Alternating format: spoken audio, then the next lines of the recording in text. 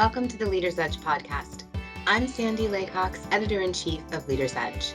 In this episode, I talk with the 2023 Council Board Chair, Bob Klonk, who is also Chairman and CEO of Unison Risk Advisors and Oswald Companies. A native of Cleveland, Bob shares how his early life shaped his work ethic today and how he supports his community. We talk about the health and benefits space, including drug costs and pricing transparency, his recent merger and leadership transitions, and what he wants to accomplish as board chair this year. I hope you enjoy our conversation. Bob, thank you so much for joining me. It's very exciting to have you here. Pleasure to be here. We are going to jump right in with some questions, starting with the employee benefits space, which you started in at the beginning of your career. There's been a lot of change since then, a lot more compliance, a lot more cost. What have you seen any improvement in the employer-sponsored insurance system over these years?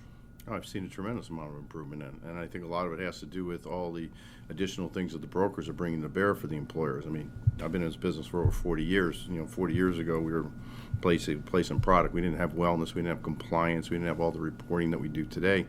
And the changes have forced the common broker today to be able to be more risk management on the benefits side like they are on the property casualty side. And so now we're managing that risk on the benefits side much more.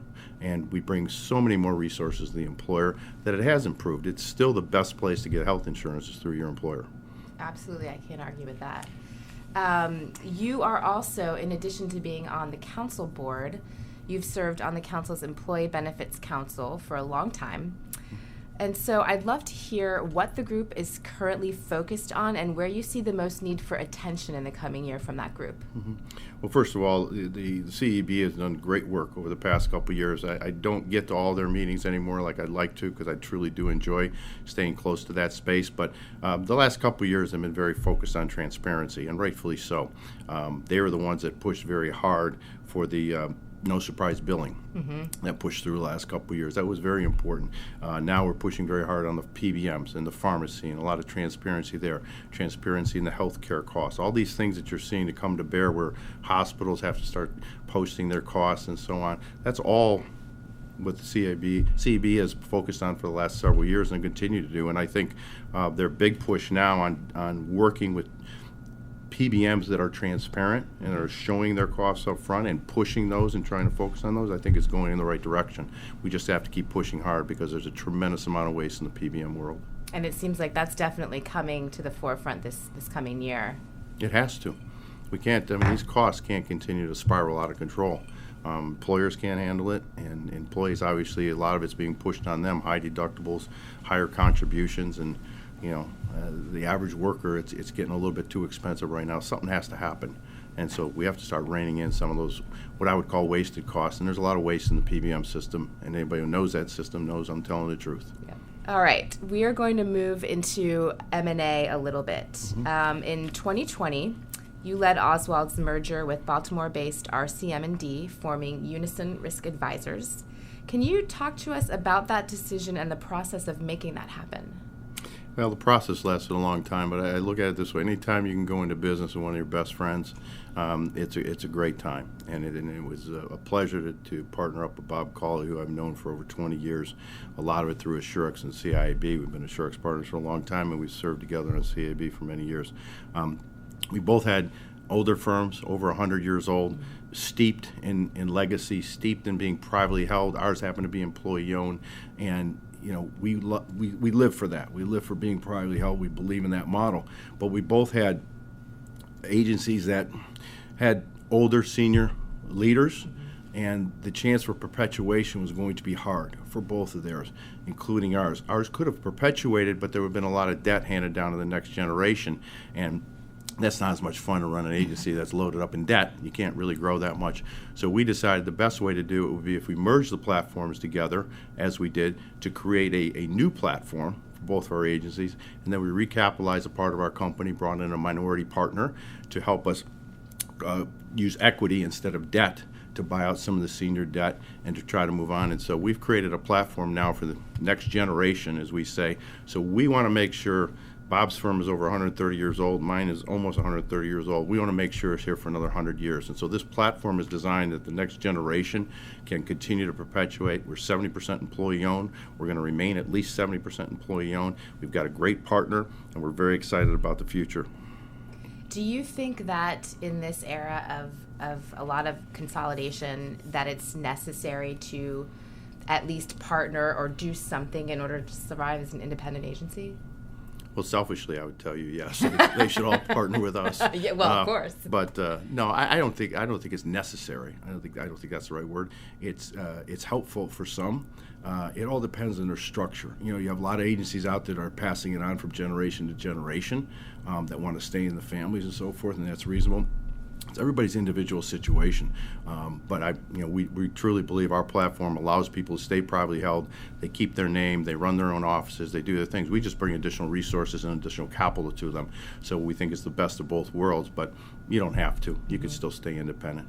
Okay. All right. Moving into leadership. Just a little bit about your background. You didn't grow up in a privileged environment. You're pretty self-made. How has that shaped your view of the world and the work that you do? It shaped it a lot. I mean, it's, I learned at a very young age I had to settle for certain things. I watched my mother have to settle for certain things, as I would call it, and they weren't first-class things. They were second, third-class down, and you scrimp and you run out of money at the end of the month for food, and you're, trying to figure out what you're going to make for dinner until the Social Security check comes in. You watch all those things happen, and of course it shapes you a little bit. I never wanted to do that in my life, and you fight harder to make sure that you never have to settle. And I think it pushed me more to say, I'm not going to settle, I'm never going to settle, and make sure my family never has to settle for second best, if you will. And it's just built a tenacity in me that there's no finish line with me. I'm going to out-hustle you. My father always taught me before he died, never get out-hustled.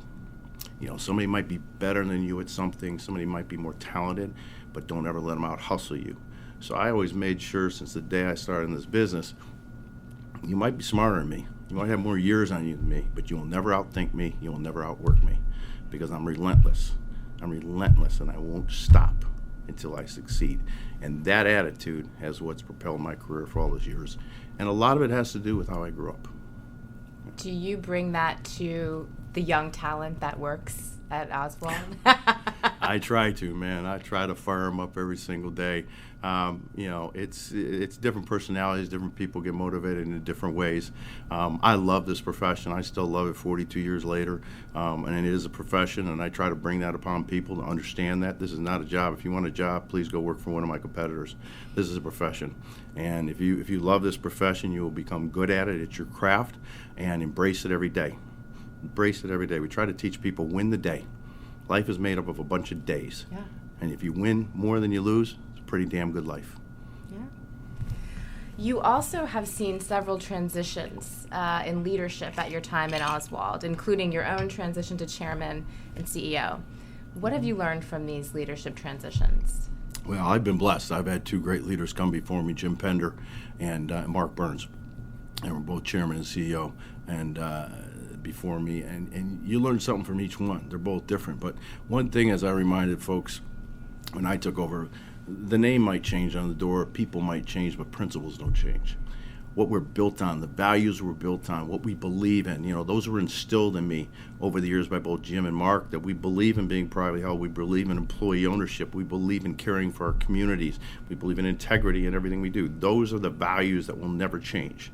The name on the door might change, but those values will never change. And I've had big shoes to fill for both of them, but it's been a great ride. Also, you led your team through a pandemic. So, first question about that: what did you learn leading through that? Yeah, leading was the challenge. Yeah. There was no playbook to lead. It just taught you. You never know what's around the corner. There's been lots of things that we've gone through over the course of decades. You have economic downturns, you have different things, but we never faced anything like a pandemic there. And as I said, there's no playbook for it. So you learn You learn that you've got to lean on other people. There's no one right answer. I don't think any of us had the right answer. We did what was best for our firms. We learned to be very resilient. My people were unbelievably resilient in what they did. And the coming together was really cool when it first happened, because we all came together and said, we'll get through this somehow. Let's figure this out. We've got to take care of our customers. Let's figure out a way to do this. And so that's been very, very good. And you learn to communicate a lot. I learned how important it was for ongoing communication with everyone to keep them informed of what was going on, why we were doing what we were doing. And we didn't do everything perfect, trust me, but they always knew we cared. They always knew we were trying to do what was best for them and best for our customers. And so, I think all of us learned how to be very resilient, and I think we surprised ourselves, and others surprised themselves how resilient they could be and adaptable. So now that a lot of companies are returning to the office, we hear all the time from our members at CIAB how much they're struggling with managing a hybrid workforce. It's probably the top thing that our working groups are telling us. So how are you all doing that? What are you doing at Oswald? My people would laugh if they heard you asking me that question, because I don't hide my feelings.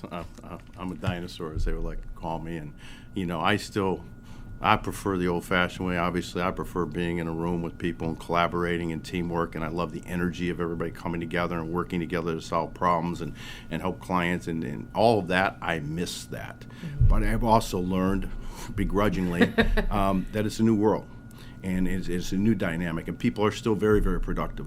And their quality of life is just a bit better, though, okay? And they're still productive. And as long as our customers are happy, okay, and we're getting things done, that's the most important thing. But it's, we can never lose sight of the fact that relationships matter. Relationships at work matter, relationships with your customers matter.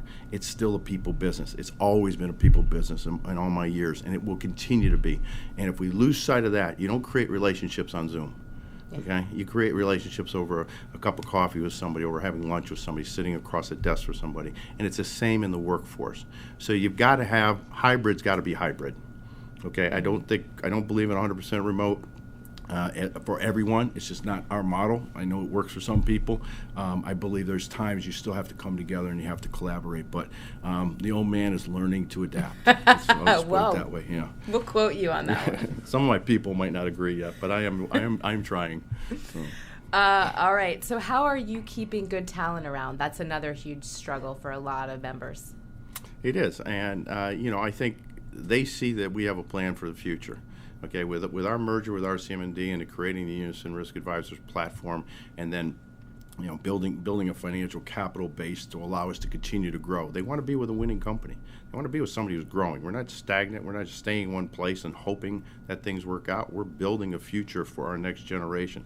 Everything that Bob and I are doing and the rest of our partners is all built around the 30-somethings, the 40-somethings, and so on. And say, here, you've got a place now, and you have the chance to have the same equity and wealth creation that we did. And that's the most important thing. And so if you like that model, if you like to be an owner, right, and not just an employee, it's pretty easy. We're the place to be. And we got a fun model. And we do pretty well. Yeah. All right. You are a leader in Cleveland, where you live, and you've served on various boards there. What are some of the most important community boards that are special to you? That's a tough question, because I've served on a lot of boards over the years, and each one has a different place. They each serve a different part of the community, so it's really hard to say which one's more important. I'll give you two examples that are both sides of the coin, I guess is the best way to frame it. I'm currently chair of the Greater Cleveland Sports Commission, right? And whenever you say that, somebody say, oh, that's fun. You get to go to sporting events, you get to go to games, it's it. No, the Sports Commission is what draws events to Cleveland, right? All the different amateur events that have gone. The Women's Final Four that's coming to Cleveland in 2024. We have to win those events. We had the NBA All-Star Game. We had the NFL Draft. All of those are brought by the Sports Commission, along with other things like volleyball tournaments, wrestling tournaments. All of those things that are brought to the community create hundreds and hundreds of millions of dollars of economic development for the community. The restaurants, the hotels, all the other things that survive on that. You forget about that when you just hear sportsmen. You don't realize the almost $1 billion that the Sports Commission has brought to Cleveland since its inception over the years. And so that is a wonderful thing that we do for Cleveland. But then there's also Northeast Ohio Medical University. I was appointed there by the governor. I served on a board for 9 years. I was chairman for 2 years. I watched great work that this small urban medical university was able to do and what it was grow. And I was also blessed with being the head of the search committee for the new president. And we brought him on 3 years ago, Dr. John Langell, and he has done wondrous things. And watching the evolution of that and how many more young people, especially in underserved communities, are able now to go to medical school. Okay, they're able to find a way to do that and get back in their communities and treat the people that they grew up with, right? Seeing that stuff, that's really cool. So, there's each one serves its purpose, and I've been privileged to serve on some great boards. I have to tell you that the cost of medical school I see as one of the major problem in our healthcare system, because it just bleeds into lots of doctors going into specialties that pay a lot more versus primary care. And so I think it's great that you're focused on that. And Neomed was focused on primary care, and we see more and more going to specialty. It has to change. Yeah. I mean, primary care physicians have to be paid more, but you have a big issue with nurses right now. Yes. There's a big nursing shortage, and the nurses are getting paid a lot more, and they're leaving to go to travel nurse companies who double their salaries. And you're seeing hospitals now, they can't afford to stay in business with the cost of talent or the lack of talent that they have even in the nursing. So we need some more nursing schools too, and it's a great profession, but we need some more nursing schools because we definitely have a shortage. Yes, absolutely. All right, one follow-up to the Sports Commission, just because I'm curious. What would be your favorite sporting event that you could bring to Cleveland? The Ryder Cup. Oh, wow, that's a good one. I love golf, and I love the Ryder Cup. It would be wonderful if it was there. All right, that's something to work on. Okay, so one more for you. You are our new council board chair. What do you want to accomplish this year? Well, I follow in a lot of great other board chairs over the years, and it's an evolution, and we've had a great leader in Ken for over 30 years now for the council. So my job is to make sure that we continue to shepherd a very clear vision for the future for the council, as we transition over the course of time, that is very clear for the membership and for the council staff. What's that vision look like as we go forward? And also, as board chair, I believe that I represent the membership, and I have to make sure the membership's thoughts and what they want to accomplish are also represented by myself and the rest of the board. So I think those are two things. And on a personal note, I am not thrilled with, I guess, the lack of integrity in our business over the last several years as it relates to organizations not honoring non-solicitation agreements. We see it in the paper all the time. It's highlighted with all these lawsuits and these lift-outs and these, it's ridiculous, okay? We have contracts. We all sign contracts. We are a profession, okay? We all sign those non-solicited agreements. We should agree with them. You want to hire talent from my place or any other place, go ahead if they want to go, but don't steal their business. They have a contract. Let's honor those. And I would like to see that just come to bear a little bit more, because I just think it's a stain on our profession, because we are a profession, and I think it's a stain. And so that, personally, that's something I would like to champion a little bit more. I don't know how many people will back me on it, but it's just something that I believe in. Well, that's great, and we will definitely look into that on the Leader's Edge side for you. Please do. All right, Bob. Well, thank you so much for joining me. It's such a pleasure to talk with you. I enjoyed it very much. Thanks, Sandy. That was Bob Klonk, 2023 Council Board Chair and Chairman and CEO of Unison Risk Advisors and Oswald Companies. I hope you enjoyed our conversation. For more Leaders Edge podcasts, go to leadersedge.com or find us at Spotify, Apple Podcast, and SoundCloud.